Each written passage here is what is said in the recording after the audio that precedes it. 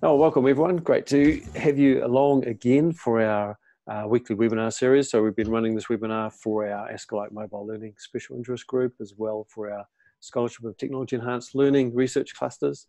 And we're about to, next week, start our next round of our CMALT CMOOC. So this is kind of a bit of an intro webinar as well. And tonight we've got a few guests with us. We've got Ian Upton all the way from the UK. Ian's taken time out from his Thursday night pub event. But anyway, great to have him along. And we have Martin Jenkins from Coventry University as well. Good to have you, Martin. Hello. And our special guest for tonight, not that the other two aren't special, is Maren Deepwell, Dr. Maren Deepwell, who's the CEO of ALT, the Association for Learning Technology in the UK. And we've asked Maren to give us a bit of an overview of CMALT. If you haven't heard of CMALT, it's not a single malt whiskey. It's the Certified Member of the Association for Learning Technology. And ALT has recently introduced 3 different pathways. So really keen to find out what those are and what it's all about. So over to you. Thank you, Maren. Thank you for the warm welcome, and hello to everyone who is here in the room this evening or morning, depending on where you are in the world. Also, who is watching the recording. I'm delighted to be here and hopefully give you a useful overview to get you started on finding out all about the new CMALT pathways. So first to say, as Tom already mentioned, CMALT is ALT's accreditation framework, and it's really part of our core mission as the leading professional body for learning technology in the UK to enhance professional recognition for learning technology professionals. Now, if you know a little bit about the organization already, you'll know our values are at the heart of everything we do, and CMALT is very much based around ALT's values of collaboration and participation, but also openness. And one of the values that ALT has as an independently funded organization is to be working in partnership with many people, but to retain its accreditation scheme as a standalone independent peer assessed scheme. And that's really important and has proven over the last 10 years extremely fundamental to keeping CMALT relevant and to ensuring that it provides a robust accreditation pathways for professionals.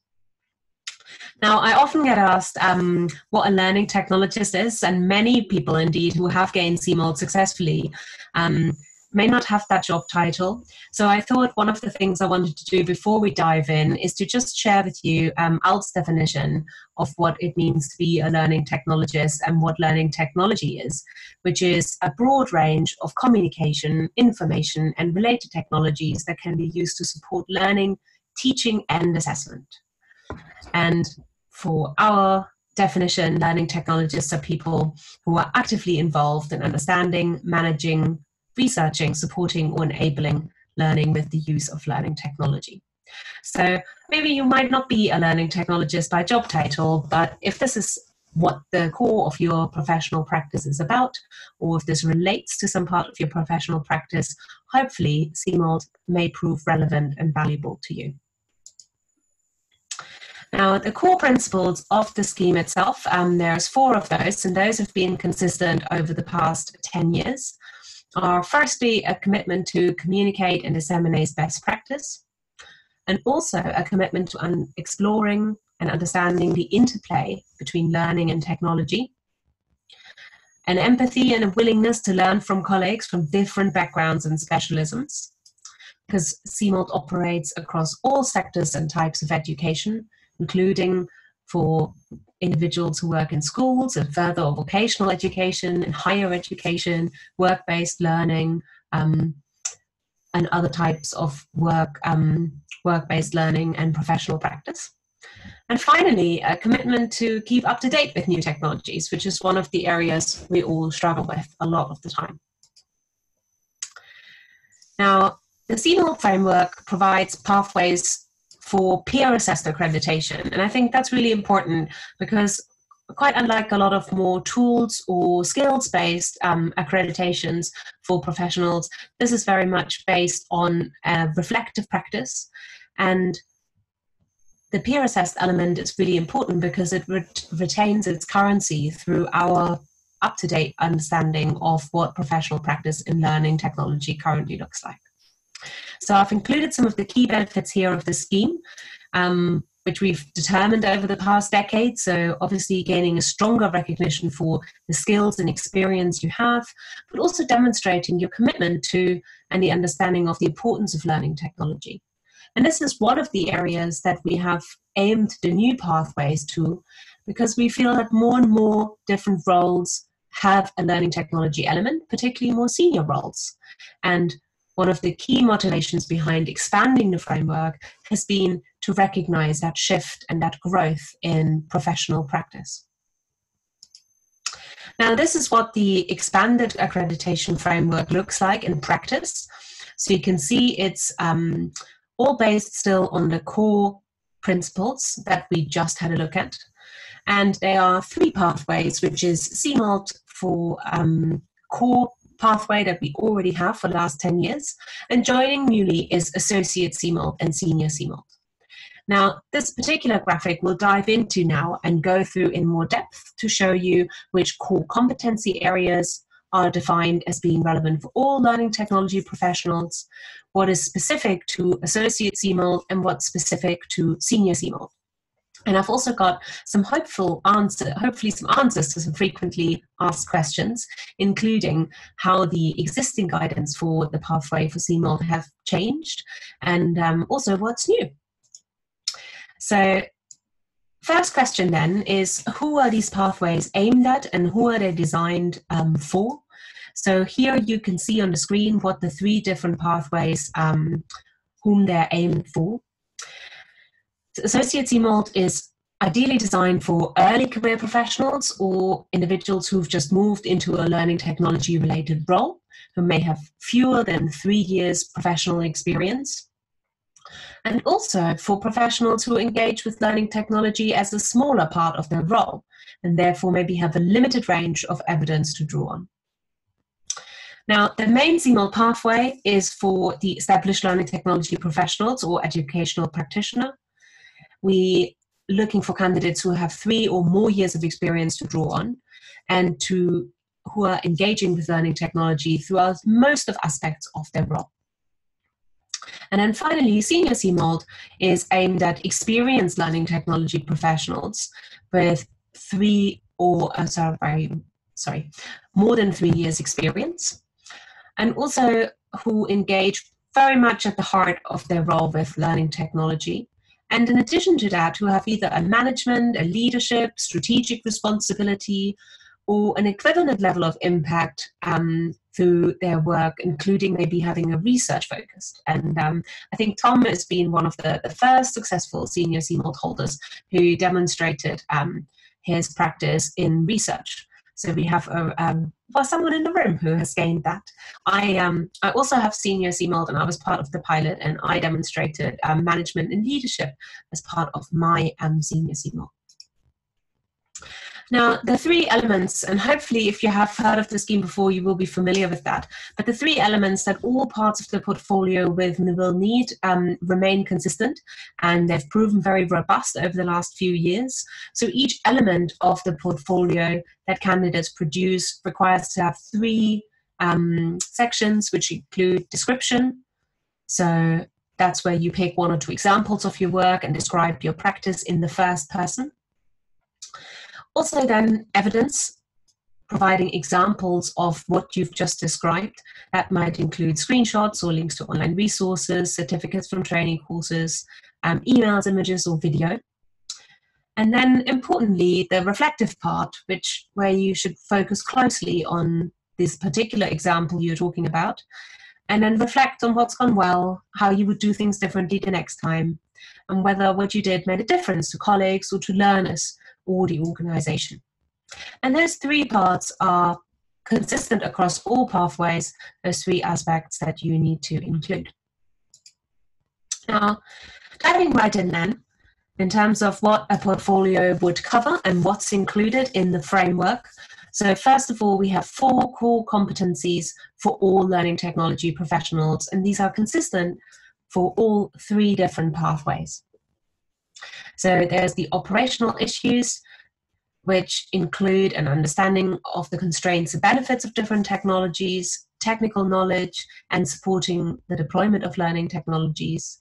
There's also learning, teaching, and assessment, which may include peer learning or professional development, as well as teaching traditional learners in a traditional classroom setting. The wider context, and importantly, communicating and working with others. Now, those of you who have CMALT already or familiar with the scheme will realize that there's a few parts of this which are included in the full CMALT pathway, which are missing here. So we will go on to the next slide where you can see where these come back in. So looking at CMALT and senior CMALT only now, for these pathways, you're then required to demonstrate further depth of experience in these additional sections, which includes an understanding of your target learners and also the wider context.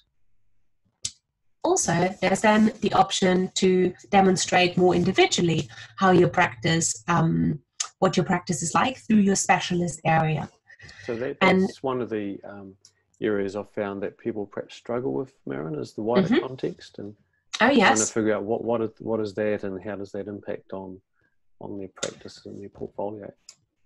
Absolutely. I think here in the UK, we've had a lot of portfolios recently which look at things like data protection or GDPR.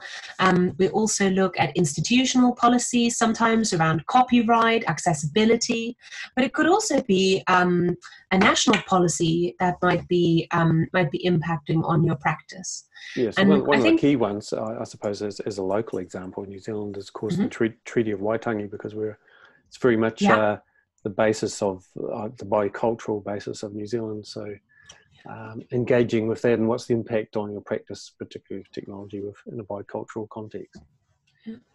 This is really interesting. We have a large cohort in Hong Kong who found that this is a very different context for them, because, as you say, there's different cultural context, but also different legislative context. And some of our CMALT candidates in Asia find, for example, that some of the examples that we provide as sort of possible options of areas that you could use don't apply in their context. So it really depends on your national and local context. Mm-hmm. That's a good point, Tom. So moving beyond the core areas and just for senior CMALT, which requires you to demonstrate more advanced practice in management, leadership, strategy, or research. This part of the portfolio really requires you to directly relate your work and your reflection to the 4 core principles we spoke about earlier. And it requires you to demonstrate your work in relation to all 4 of them, not just one of them, but all 4. And I've included some examples of advanced areas of practice and what these are from our earliest pilots. So that includes a research focus, some management focus, could be CPD focus. There is development of research and practice communities. So these are at the moment, from the small number of portfolios that we have accredited thus far, examples of what's included. Now, why did we set out to expand the CMALT framework? As I mentioned earlier, through what we see happening in the community, but also through our annual survey where we chart how our membership that's growing is developing in terms of job roles, responsibilities, the type of roles our members have. And really we found that the breadth of individuals now looking for accreditation is just too broad for one pathway to cover everything. So we hope that with these 3 different pathways and 3 different levels of accreditation, we'll now be able to offer a more nuanced recognition, but also an opportunity for progression. Now, I want to spend the last few minutes just giving you some answers to frequently asked questions. And I hope that might cover some of the questions that you have, but feel free to jump in with any that I'm not focusing on. So one of the questions we get asked a lot is whether you need to start at Associate CMALT or whether you can apply straight away and go for Senior CMALT. And the answer is that you can register for any pathway, but you can also progress up from Associate to CMALT to Senior CMALT. And the idea is very much to offer over, the lifetime of a professional career and level for progression. So hopefully, if you already have CMALT, you might find that Senior CMALT offers a stepping stone. But for those for whom learning technology isn't the core part of their role, they might find that Associate CMALT provides a valuable form of recognition without the need to progress. Now, leading from that, if you already have CMALT and you want to progress to Senior CMALT, can you use your existing portfolio? And I think the answer to that is absolutely yes, provided that the practice you demonstrate is still valid. And we usually ask that it's focused on the last 3 years of your professional practice. But there are a couple of things to look out for, and that is that while there's new sections that are very obvious, we've updated all of the CMALT guidance for all pathways, including the existing CMALT guidance. And one of the important areas that we've added is ethical considerations, because we've had a lot of feedback from members on how they find ethics, not just for research, but for practice as well, is becoming a bigger concern. So all CMALT guidance documents have been updated. So if you are thinking of moving from CMALT to Senior CMALT, do have a proper look through the guidance, the full document. Also, many people have asked us, how do I know which pathway to choose? So I illustrated a little bit about that earlier, but we do provide guidance on the website. And if you're not sure, the best way to do is to go and have a look at the detailed guidance, which includes a table that puts side by side all sections of the portfolio, how much depth is required, and what is exactly required. And I think that should give you a pretty good idea of whether you would meet the requirements of a particular pathway. Now, also, one of the questions that I know at least 2 of you are very interested in is whether CMALT is mapped to other frameworks. And yes, it is. But now, obviously, we have 2 new pathways, and as they've just launched, they haven't been mapped officially yet to other forms of frameworks. So we are actively working to map those and actively contacting the other professional bodies who are the owners of other frameworks to ask them to collaborate with us to review our framework. Currently, the main CMALT pathway is mapped to JISC's Digital Capabilities Framework. We have mapping to the UK PSF, also to Blended Learning Essentials as a curriculum, and a number of others. So if you have a framework that you'd like to map or have our help to map with, I know that we're actively looking to support at least one effort of that already, and then please do get in touch with us, and particularly if you have any regional or local ones. Now, last one, in terms of what's involved financially, there are now 3 different fee levels to register for CMALT pathways. Associate CMALT, and Senior CMALT come in 2 different fee levels. And also there's a special 50% discount for existing CMALT holders who want to do Senior CMALT. So if you are interested in going for Senior CMALT, we're trying to encourage to make that as affordable as possible. So that's the one-off assessment fee, is it, Marion? Yes, that's right. Yeah, that's a one-off assessment fee. The annual fee for all 3 pathways is currently the same, so there's been no changes to that.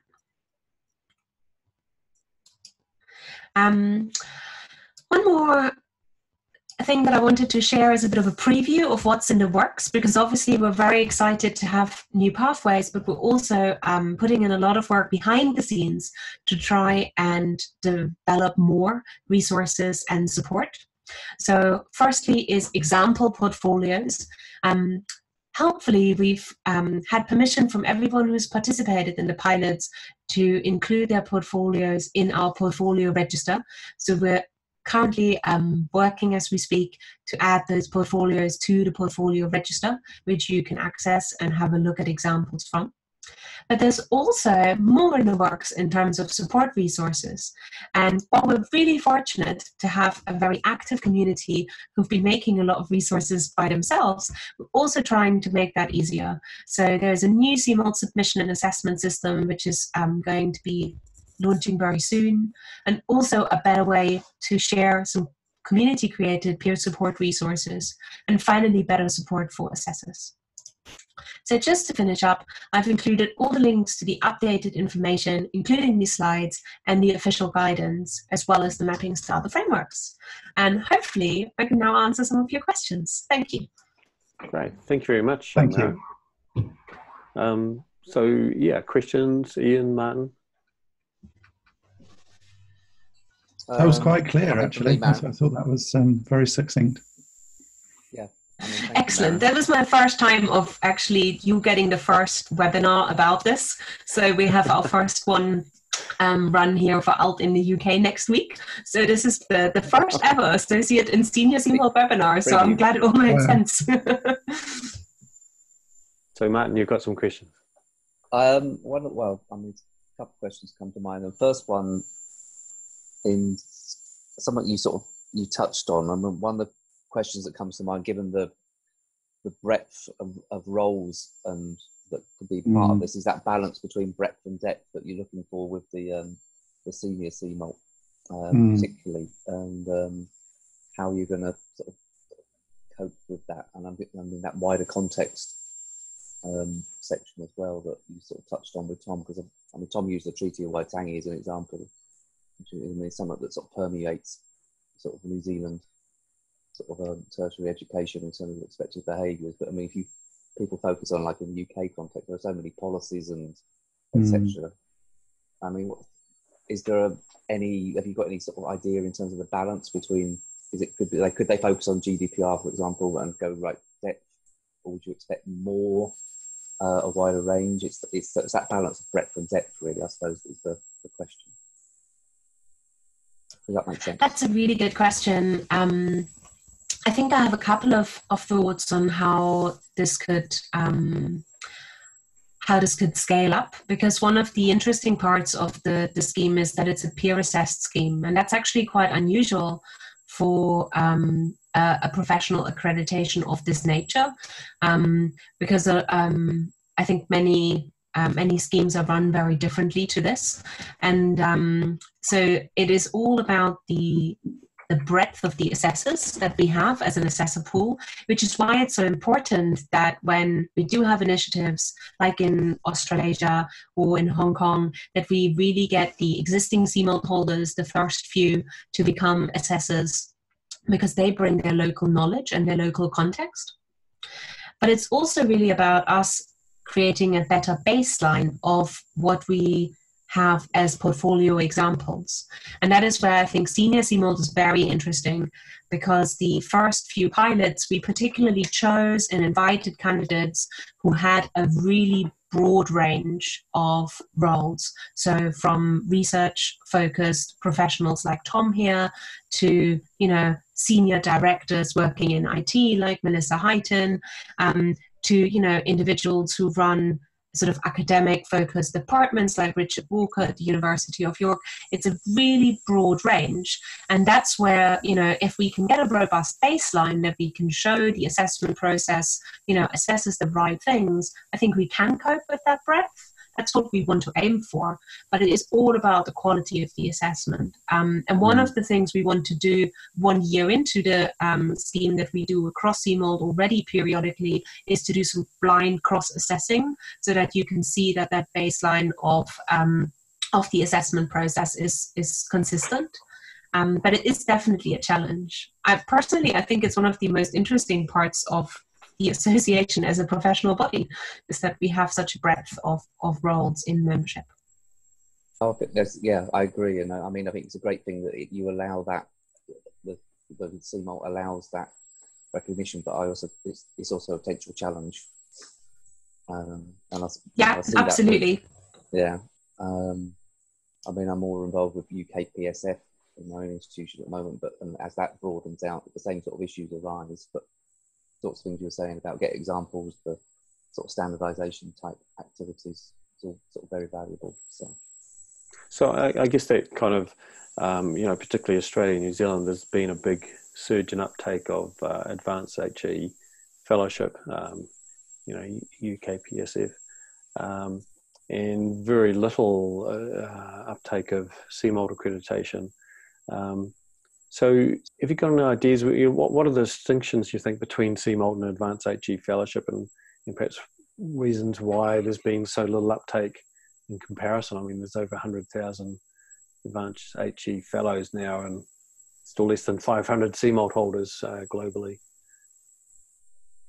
You know, that's good in terms of like that. That's a really fair observation, but I kind of view it quite differently because the HEA or HE Advanced is there for all professionals in all different roles across higher education globally, and they are a huge organization with, you know, huge funding behind them. So I'm not surprised that as a global undertaking, we as an independent charity that makes less than $500,000 a year and is primarily based in the UK don't have the same global uptake. So I think, you know, that makes complete sense to me. But also I think CMALT is a much more critically reflective process that I think is much less suitable for all staff. And I don't think it's designed to do that. It's designed to specifically recognize a set of expertise and skills that are becoming much more highly valued, but that don't actually, you know, exist in as many roles and as many professionals as professional practice overall. So I think, you know, the scheme is growing in terms of what we'd like to see, in terms of the number of people applying. It's growing actually very fast, and particularly over the last 5 years. I think the first 5 years of the CMALT scheme, because it was a very slow start for people to understand the concept, was very slow. But now it's growing faster in some ways than we can really develop it. So, and we anticipate that associate and senior CMALT will grow very quickly. But our aim is really for it to gain more traction with employers, and particularly in the UK, we've seen it adopted on many job descriptions and shortlisting criteria. And I think for us, that's a real success. Rather than a number of CMALT holders, it's the people who recognize it, and the institutional recognition is certainly increasing.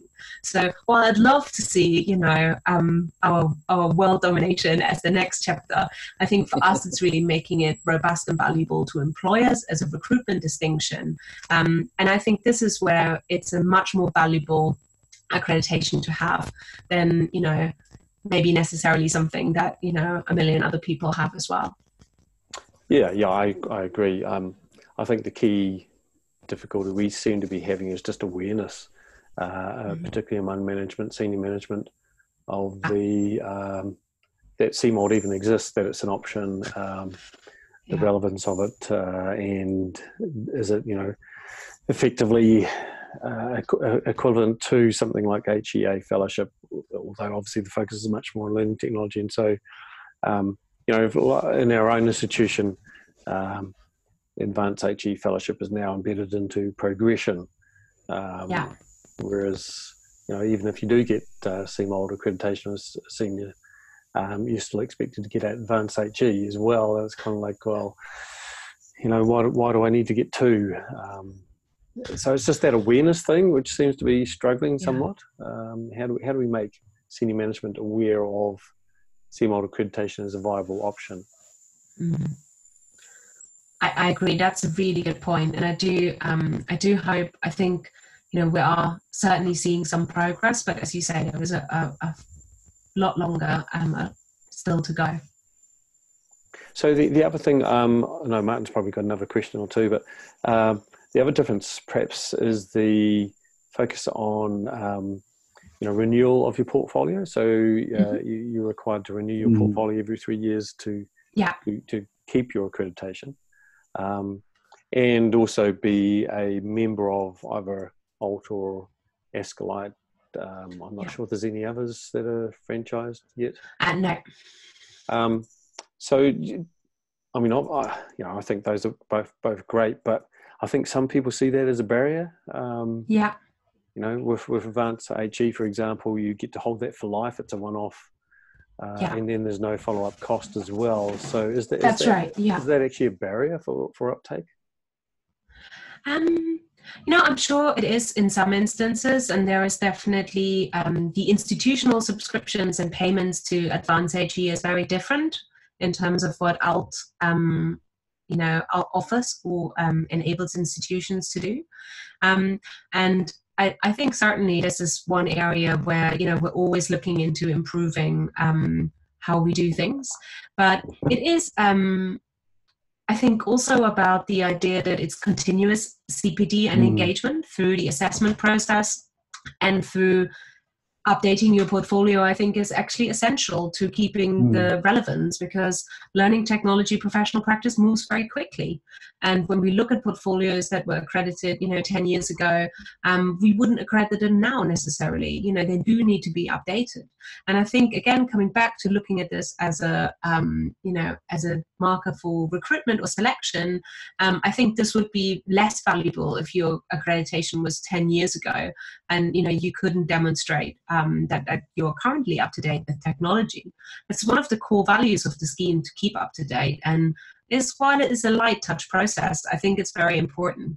The other thing that I think makes it sort of essential to keep the engagement is the idea that, part of your professional practice is to engage with your community of practice. And yeah, through that, I think that's really important. But I really hope that we'll be able to offer, some option for institutions to include CMALT in their organizational membership, so that individuals don't necessarily have to have the cost barrier. But offering something like that at scale can be quite challenging logistically. And it's one of the areas which, now that it's scaling up more, the scheme maybe would be, much more viable for us to offer. So I agree. I think those are both fantastic distinctives that you need to keep up to date. And you need to be effectively encouraged to be an active member of the association. And I think that those are both powerful, but they can be, I think, seen as barriers by the bean counters. I would echo that as well. Yeah, I mean, I agree, Tom, the potential barrier, but I also agree with what you just said, Maren, that I think it's a real positive.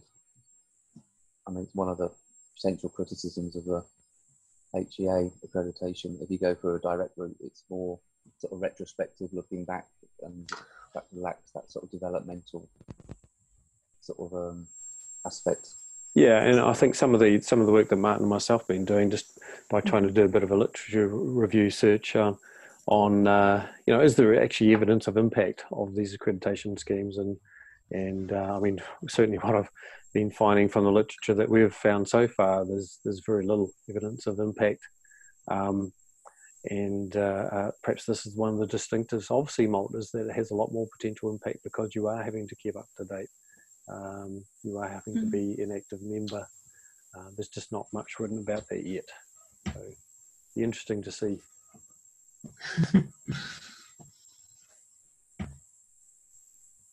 So Ian, have you got any more questions? Hang on, I've just unmuted myself here because we've got some noise. Yeah, we have less than a minute left. Oh, okay. I'll just say it very quickly then. Basically, no, I think that was very, very clear. I must admit, I do have a head full of questions about it. And it's really coming more from the digital media side, where some of the stuff I think is totally relevant, but actually doesn't quite fit into the models that we're perhaps traditionally used to with the learning technologist role. And it's really the sort of the flexibilities involved in that. So I think really from my perspective, it's a bit of processing, but it is interesting. And I would reinforce the fact that, again, where I've got sort of digital media accreditation, for example, some Adobe certification and stuff like that, that's something that I'm expected to keep on top of, because, the sort of versions of the software and the applications and things literally are changing now with the sort of subscription